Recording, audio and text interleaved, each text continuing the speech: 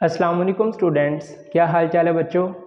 तो बच्चों आज हम class 9th chapter number 2 structure of atoms का लेक्चर नंबर 6 लेकर आए हैं, जिसमें हम बोहर्स एटॉमिक मॉडल के बारे में पढ़ेंगे। तो इससे पिछले लेक्चर में हमने रदरफोर्ड एटॉमिक मॉडल पढ़ा, उसकी क्या ऑब्जर्वेशंस थी, उससे क्या रिजल्ट्स निकाले गए, और लास्ट पर हमने ये डिस्कस किया कि आखिर रदरफोर्ड एटॉमिक मॉडल गलत क्यों हुई। What are the defects of Rutherford atomic model.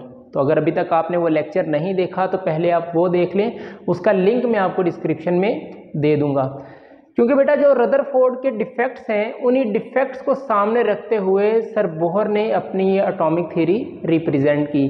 और सबसे मज़े की बात आपको ये बताऊं कि नील्स बोहर, जिनका आज हम मॉडल पढ़ने जा रहे हैं, he was the student of sir Rutherford. ये सर रदरफोर्ड के स्टूडेंट थे। इन्होंने 1912 में उनको ज्वाइन किया और 1913 में अपना ये एटॉमिक मॉडल रिप्रेजेंट किया।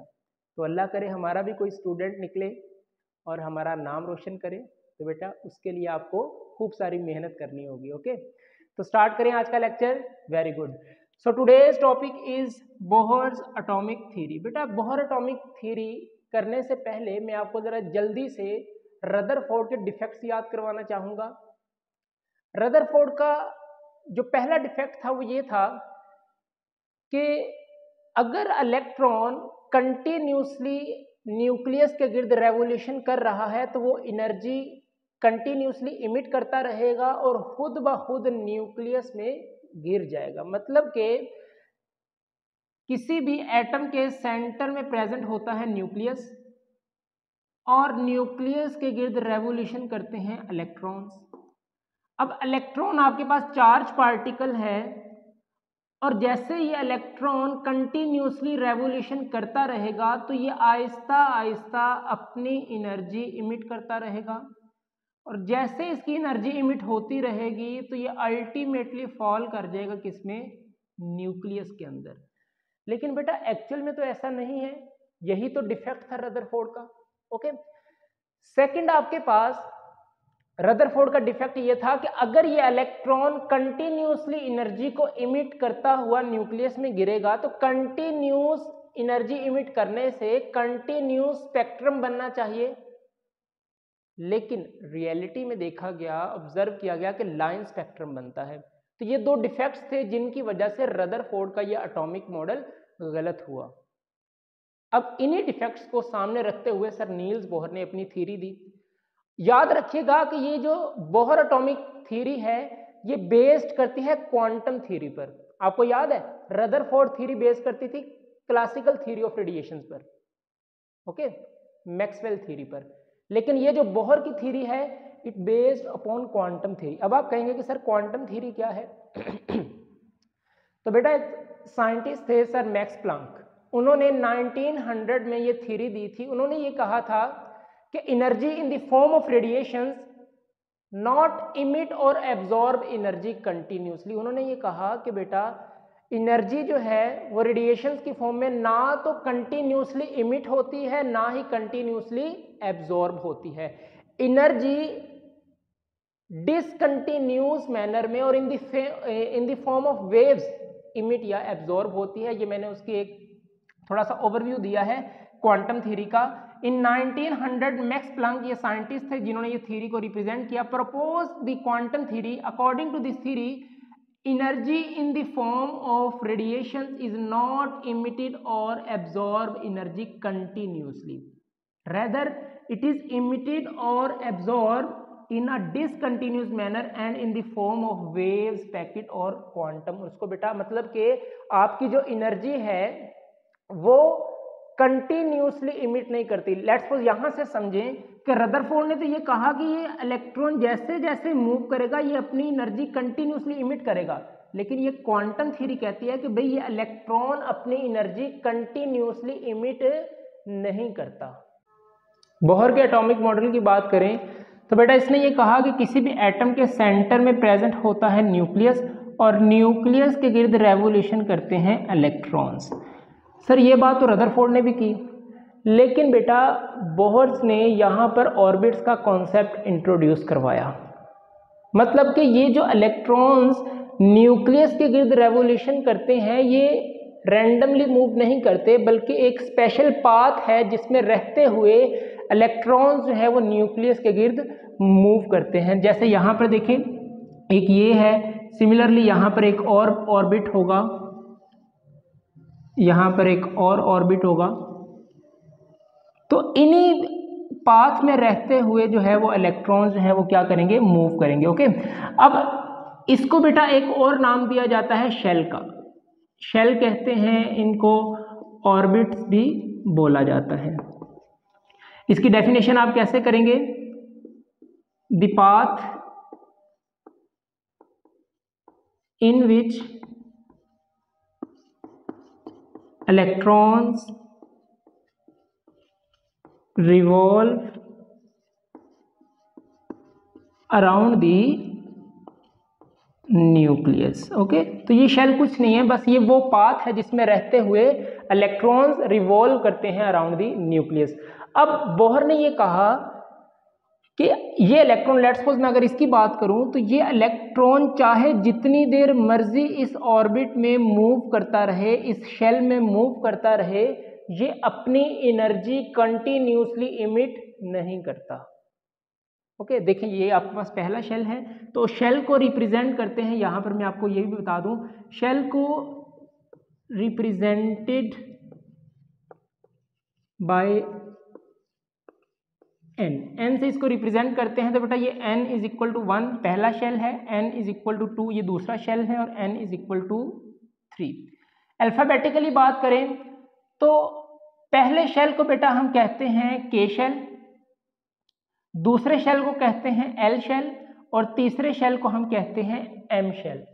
ये आगे जब हम इलेक्ट्रॉनिक कॉन्फ़िगरेशन करेंगे ना इसी चैप्टर में, वहाँ पर हम शेल, सब शेल उसको इन डिटेल देखेंगे। अभी के लिए आप याद रखें कि पहले शेल को बोला जाता है के, दूसरे शेल को बोला जाता है एल, तीसरे शेल को बोला जाता है एम। बोहर ने ये कहा कि ये इलेक्ट्रॉन जितनी देर मर्जी इस ऑर्बिट में मूव करता रहे, ये अपनी एनर्जी कंटिन्यूसली इमिट नहीं करता, क्योंकि हर ऑर्बिट की एनर्जी जो है वो क्वांटाइज्ड है। क्वांटाइज्ड का बेटा मतलब है फिक्स। मतलब आप ये कह सकते हैं, ये आपका ऑर्बिट है, तो each orbit has fixed energy, और इनको एनर्जी लेवल भी बोला जाता है, आल्सो कॉल्ड एनर्जी लेवल। ठीक है, ओके। तो मतलब कि हर ऑर्बिट की एनर्जी जो है ये फिक्स है, क्वांटाइज्ड है, और जो इनके अंदर इलेक्ट्रॉन्स मूव कर रहे हैं उनकी एनर्जी भी क्या है, फिक्स है। ओके, तो अब आपके माइंड में ये क्वेश्चन आएगा कि सर ये इलेक्ट्रॉन्स क्या एनर्जी को इमिट करेंगे? तो बेटा एनर्जी को इमिट या एब्जॉर्ब कर सकते हैं। तो फिर आप कहेंगे कि सर इलेक्ट्रॉन्स कब एनर्जी को इमिट या एब्जॉर्ब करते हैं? तो बेटा रदरफोर्ड ने ये कहा कि जब तक इलेक्ट्रॉन्स अपने ऑर्बिट में मूव कर रहे हैं तब तक ना तो ये इलेक्ट्रॉन एनर्जी को इमिट करेंगे, ना ये एनर्जी को एब्जॉर्ब करेंगे। लेकिन जब ये इलेक्ट्रॉन अपने ऑर्बिट से जंप करके दूसरे ऑर्बिट में मूव करेंगे तब ये एनर्जी को इमिट या एब्जॉर्ब करेंगे। आई विल रिपीट, जरा गौर से सुने। इसने ये कहा, लेट्स सपोज अगर मैं इस इलेक्ट्रॉन की बात करूं तो जब तक ये इलेक्ट्रॉन अपने ऑर्बिट में है, चाहे क़यामत तक मूव करता रहे, ये एनर्जी को इमिट या एब्जॉर्ब नहीं करेगा। लेकिन जैसे ही ये वाला इलेक्ट्रॉन जंप करके इस ऑर्बिट में आए या इस ऑर्बिट में आए तब ये एनर्जी को इमिट या एब्जॉर्ब करेगा। तो अब आप कहेंगे कि सर इलेक्ट्रॉन कब एनर्जी को इमिट करेगा, मतलब बाहर निकालेगा, और कब एनर्जी को एब्जॉर्ब करेगा? तो बेटा उन्होंने ये कहा कि जब इलेक्ट्रॉन लोअर ऑर्बिट से हायर ऑर्बिट में मूव करेगा, मतलब छोटे ऑर्बिट से बड़े ऑर्बिट में मूव करेगा, तब वो एनर्जी को एब्जॉर्ब करेगा। और जब इलेक्ट्रॉन बड़े ऑर्बिट से मतलब हायर ऑर्बिट से छोटे ऑर्बिट में मूव करेगा तब वो एनर्जी को इमिट करेगा। जरा गौर से सुनो क्या कहा, मैं यहां पर 2 पॉइंट लिखूंगा। When electron jump from lower orbit to higher orbit, मतलब छोटे ऑर्बिट से बड़े ऑर्बिट में,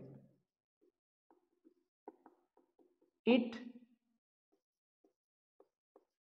एब्जॉर्ब्ड एनर्जी, तब ये एनर्जी को क्या करेगा, अपने अंदर एब्जॉर्ब करेगा। Okay, and when an electron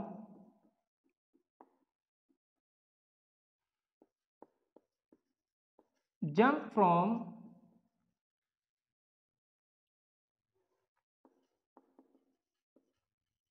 higher orbit to lower orbit, it emit energy. Okay, तो जब छोटे ऑर्बिट से बड़े ऑर्बिट में जाएगा तब ये एनर्जी को एब्जॉर्ब करता है, जब बड़े ऑर्बिट से छोटे ऑर्बिट में आएगा तो ये एनर्जी को इमिट करेगा। यहां पर देखो, ये बेटा फर्स्ट ऑर्बिट, ये सेकंड ऑर्बिट, ये थर्ड ऑर्बिट। अगर ये इलेक्ट्रॉन यहां से जंप करके यहां पर गया तो देखो ये छोटे ऑर्बिट से, मतलब 2 से 3 में जा रहा है, तो जब ये छोटे ऑर्बिट से बड़े ऑर्बिट में जाएगा तो देखो lower orbit to higher orbit, तो तब ये क्या करेगा, एब्जॉर्ब एनर्जी। तो जब ये यहां से यहां मूव करेगा तो ये एनर्जी को बाहर से क्या करेगा, एब्जॉर्ब करेगा।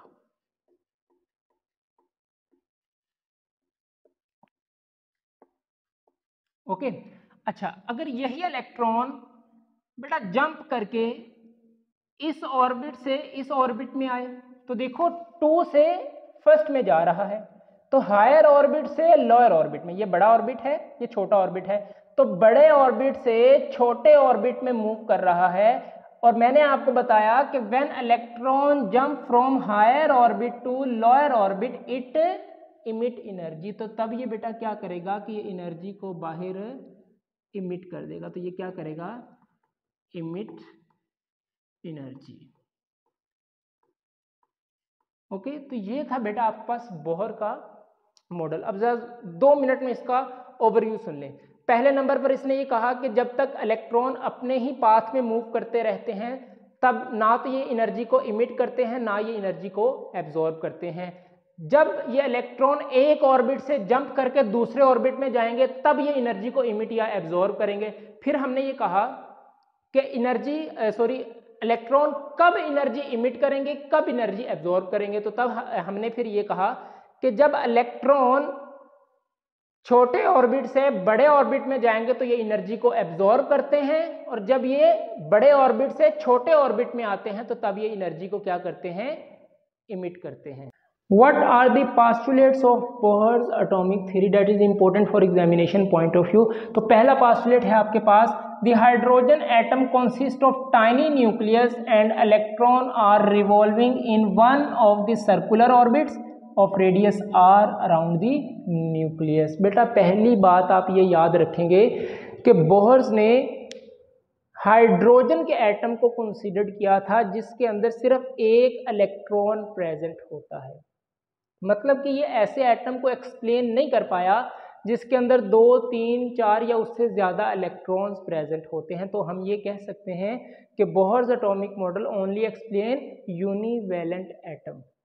यूनिवैलेंट एटम उस एटम को बोलते हैं जिसके अंदर सिर्फ एक इलेक्ट्रॉन होता है, और वो आपके पास क्या है, हाइड्रोजन है। Okay, very good.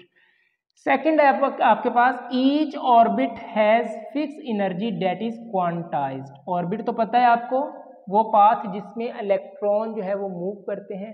इसने ये कहा कि हर ऑर्बिट का जो एनर्जी है वो क्या है, फिक्स है। इस ऑर्बिट की एनर्जी फिक्स है, इसकी एनर्जी फिक्स है, इसकी एनर्जी फिक्स है, और जो इलेक्ट्रॉन इस ऑर्बिट में मूव कर रहा है वो अपनी फिक्स एनर्जी से मूव कर रहा है, जो इस ऑर्बिट में इलेक्ट्रॉन मूव कर रहा है वो अपनी एनर्जी से मूव कर रहा है। तो जब आप बेटा फर्स्ट ईयर में जाओगे ना 11th ग्रेड में, वहाँ पर जब आप 5th चैप्टर पढ़ोगे, बोहर्स एटॉमिक मॉडल को इन डिटेल पढ़ोगे, वहाँ पर आप इन ऑर्बिट्स की न्यूक्लियस तक का जिनका रेडियस है वो भी कैलकुलेट करोगे और इन इलेक्ट्रॉन्स की एनर्जी भी कैलकुलेट करोगे। तो वहाँ बोहर्स एटॉमिक मॉडल को इन डिटेल पढ़ने वाले हो। ओके, तो इसीलिए मैं कहता हूँ इस ग्रेड में 9th क्लास में अच्छे से केमिस्ट्री पढ़ो, जब आप फर्स्ट ईयर सेकेंड ईयर में जाओगे बहुत हेल्पफुल होगी। लेकिन अगर आपने इधर घोड़े दौड़ाए, कॉन्सेप्ट्स के साथ नहीं पढ़ा, जल्दी जल्दी पढ़ लिया या ऊपर ऊपर से पढ़ा, इन डिटेल कॉन्सेप्ट्स के साथ नहीं पढ़ा, तो बेटा आपके लिए बहुत प्रॉब्लम क्रिएट होगी। मैं आपको डरा नहीं रहा, आपको अवेयरनेस दे रहा हूँ।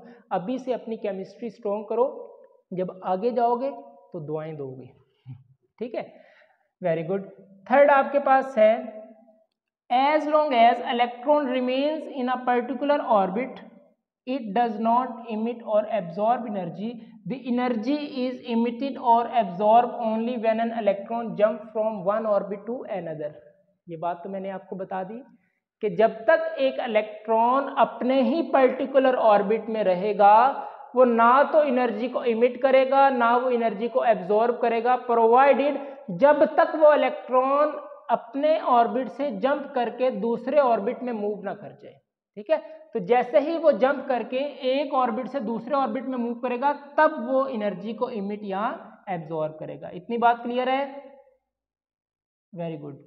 फोर्थ है आपके पास when an electron jump from lower orbit to higher orbit, जब लोअर ऑर्बिट से हायर ऑर्बिट में मूव करेगा इट एब्जॉर्ब एनर्जी, तब वो एनर्जी को एब्जॉर्ब करेगा। देखो क्या कर रहा है, लोअर ऑर्बिट से, देखो लोअर ऑर्बिट से हायर ऑर्बिट में, ठीक है, jump from N2 to N1, दूसरे शेल से पहले शेल में मूव कर रहा है, तो क्या कर रहा है, एनर्जी को एब्जॉर्ब कर रहा है। Okay, and when it jump from higher orbit to lower orbit, और जब वो हायर ऑर्बिट से लोअर ऑर्बिट में, देखो jump from N2 to N1, दूसरे शेल से पहले शेल में, तो हायर ऑर्बिट से लोअर ऑर्बिट में आ रहा है, तो तब क्या कर रहा है, एनर्जी को इमिट कर रहा है, it emits energy. So the change in energy can find by Planck's equation. तो चेंज इन एनर्जी आप कैसे फाइंड करते हो कि बड़ी चीज में से छोटी को माइनस कर दोगे, तो E2 minus E1 that is equal to H mu, ये प्लांक्स की इक्वेशन है। हायर क्लासेस में आप इसको भी जाकर प्रूव करोगे। तो H आपके पास प्लांक्स कांस्टेंट है जिसकी वैल्यू होती है 6.63 मल्टीप्लाई 10 की power minus 34 joule second. Okay, और यहाँ पर म्यू जो है ये आपके पास फ्रीक्वेंसी ऑफ लाइट है। लास्ट पास्टुलेट है कि इलेक्ट्रॉन जिस ऑर्बिट में मूव कर रहा है उसका एंगुलर मोमेंटम क्वांटाइज्ड है, फिक्स है। अब आप कहेंगे कि सर एंगुलर मोमेंटम क्या है? बेटा मोमेंटम आप फिजिक्स में भी पढ़ेंगे, the product of mass and velocity. जब भी आप मास और वेलोसिटी को मल्टीप्लाई करते हो तो उससे आपके पास आता है मोमेंटम। ओके, अब ये मोमेंटम जो है ये तो आपके पास है लीनियर मोमेंटम। ओके, ये क्या है आपके पास, लीनियर मोमेंटम। लेकिन बच्चे यहाँ पर जो आपका इलेक्ट्रॉन है ना वो तो सर्कुलर मोशन में मूव कर रहा है, ठीक है, सर्कुलर पाथ में ऐसे। अब सर्कुलर पाथ में मूव कर रहा है तो देखो इसका रेडियस भी है, न्यूक्लियस से उसके ऑर्बिट तक का जो डिस्टेंस है वो क्या कहलाएगा, उसका रेडियस कहलाएगा। ओके, मतलब कि इस इलेक्ट्रॉन का कुछ ना कुछ मास भी होगा, मास ऑफ इलेक्ट्रॉन, ये भी आप फर्स्ट ईयर में जाकर प्रूव करोगे।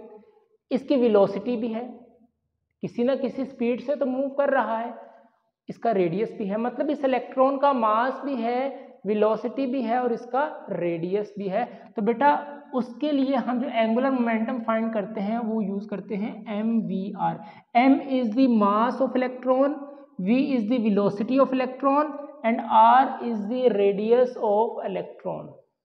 ओके, तो ये सारी चीजें आपके पास कांस्टेंट होती हैं। Mass of electron constant value है, V वेलोसिटी ऑफ इलेक्ट्रॉन ये भी कांस्टेंट होता है, R रेडियस ये डिपेंड करता है कि आपका इलेक्ट्रॉन कौन से ऑर्बिट में मूव कर रहा है। देखो अगर इस ऑर्बिट में है तो आपका रेडियस ये होगा, अगर इस ऑर्बिट में इलेक्ट्रॉन है तो उसका रेडियस आपके पास ये होगा, अगर इस ऑर्बिट में है तो उसका फिर रेडियस क्या होगा, ये वाला। ओके, तो ये डिपेंड करता है कि आपका इलेक्ट्रॉन कौन से ऑर्बिट कौन से शेल में मूव कर रहा है। ओके, सो H आपके पास क्या है, प्लांक्स कांस्टेंट जिसकी वैल्यू हमने देखी 6.63 मल्टीप्लाई 10 की पावर माइनस 34 जूल सेकेंड। 2 वैसे कांस्टेंट है, पाई आपके पास ये भी कांस्टेंट होता है 3.14 इसकी वैल्यू होती है। सर ये n क्या है? बेटा n आपके पास है क्वांटम नंबर या ऑर्बिट्स। ओके, अगर इलेक्ट्रॉन पहले शेल में मूव कर रहा है तो फिर n की वैल्यू होगी 1, अगर दूसरे शेल में मूव कर रहा है तो n की वैल्यू 2, तीसरे शेल में मूव कर रहा है तो n की वैल्यू 3। तो ये बातें आप याद रखेंगे। तो इस इक्वेशन से आप उसका एंगुलर मोमेंटम फाइंड कर सकते हैं इलेक्ट्रॉन का। तो ये 5 पोस्टुलेट्स थे जो आपकी बुक में भी दिए गए हैं। अब बात करते हैं कि जो हमने प्रीवियस लेक्चर में रदरफोर्ड एटॉमिक मॉडल पढ़ा और अब जो बोहर एटॉमिक मॉडल पढ़ा, इनको समराइज करते हैं। तो देखो, अगर आपने रदरफोर्ड मॉडल नहीं पढ़ा तो आप इसको समराइज नहीं कर सकते, ठीक हो गया ना। तो इसके लिए जरूरी है कि आपने दोनों थ्योरीज पढ़ी हो अच्छे से। ओके, तो देखिए बेटा, फर्स्ट आपके पास पॉइंट क्या है रदरफोर्ड का, it was based upon classical theory. Rutherford atomic theory जो क्लासिकल थ्योरी पर बेस करती थी, लेकिन जो बोहर थ्योरी है ये बेस करती है क्वांटम थ्योरी पर, ठीक है। That is the first difference. Second क्या है, electron revolve around the nucleus. Rutherford ने ये कहा था कि इलेक्ट्रॉन मूव करते हैं, रिवॉल्व करते हैं around the nucleus, electrons revolve around the nucleus. यही बात बोहर्स ने भी की, लेकिन इसने क्या कहा, इन ऑर्बिट्स ऑफ फिक्स एनर्जी, लेकिन एक खास ऑर्बिट में मूव करते हैं जिनकी एनर्जी क्या होती है, फिक्स होती है। ओके, तो ये इसमें डिफरेंस है। थर्ड है, no idea about orbits was introduce. Rutherford का आपने मॉडल पढ़ा, इसने कहीं भी ऑर्बिट्स का कॉन्सेप्ट नहीं दिया कि इलेक्ट्रॉन एक खास ऑर्बिट में मूव करते हैं, ये शेल में मूव करते हैं, ये इसने ऑर्बिट का जो कॉन्सेप्ट है वो इंट्रोड्यूस नहीं करवाया। लेकिन बोहर ने ऑर्बिट का कॉन्सेप्ट इंट्रोड्यूस करवाया। Orbits had angular momentum. Her orbit का आपके पास क्या होता है, एंगुलर मोमेंटम फिक्स होता है। नंबर 4 पर है, atom should produce continuous spectrum. इसने क्या कहा कि कंटिन्यूस स्पेक्ट्रम बनना चाहिए। एनर्जी कंटिन्यूसली इमिट हो रही है इलेक्ट्रॉन की, तो जब इलेक्ट्रॉन की कंटिन्यूसली एनर्जी इमिट हो रही है तो क्या होगा, वो कंटिन्यूस स्पेक्ट्रम बनाएगा। लेकिन बोहर्स ने ये कहा कि नहीं भी, atom should produce line spectrum. Energy जब कंटिन्यूसली इमिट हो ही नहीं रही, डिसकंटिन्यूस मैनर में एनर्जी इमिट हो रही है, तो उससे जो स्पेक्ट्रम बनेगा वो भी आपका क्या बनेगा, लाइन स्पेक्ट्रम बनेगा। ओके, मैंने आपको प्रीवियस लेक्चर में एक डिफरेंस दिखाया था पिक के जरिए, डिफरेंस बिटवीन कंटिन्यूस स्पेक्ट्रम और लाइन स्पेक्ट्रम, ठीक है। उसमें आप देख सकते हैं, मैंने दोनों की इमेजेस आपको दिखाई थी कि कंटिन्यूस स्पेक्ट्रम दिखने में कैसा होता है और लाइन स्पेक्ट्रम देखने में कैसा होता है। फिफ्थ पॉइंट है आपका, एटम शुड कोलैप्स। इसने कहा कि एटम कोलैप्स कर जाते हैं, लेकिन ये क्या कहता है कि एटम शुड एग्जिस्ट। तो ये था आपका आज का लेक्चर। किसी भी किस्म का आपके माइंड में कोई क्वेश्चन हो, कोई प्रॉब्लम हो, आप कमेंट सेक्शन में पूछ सकते हैं। ओके, तो नमाज पढ़ते रहें, कुरान पाक की तिलावत करते रहें। मिलते हैं नेक्स्ट वीडियो में। All the very best. अल्लाह हाफिज़।